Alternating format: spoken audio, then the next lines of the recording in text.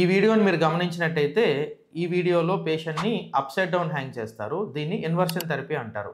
అంటే ఎప్పుడైతే ఒక మనిషిని అప్సైడ్ డౌన్ హ్యాంగ్ చేస్తారో డిస్క్లో ప్రెషర్ అనేది తగ్గి నర్వ్స్ అనేవి ఫ్రీ అవుతాయని చెప్పి వీళ్ళు క్లెయిమ్ చేస్తారు. కానీ వీఆర్ డిజైన్ ఫర్ స్టాండింగ్. అంటే మనం ఎప్పుడైతే మళ్ళీ నించుంటామో ఆ డిస్క్లో ప్రెషర్ యాజ్ ఇట్ ఈస్గా వచ్చేసి ఆ పెయిన్ అనేది మళ్ళీ స్టార్ట్ అవుతుంది. సో ఈ థెరపీ ఒక టెంపరీ రిలీఫ్ కోసమే కానీ పర్మనెంట్ సొల్యూషన్ అయితే కాదు.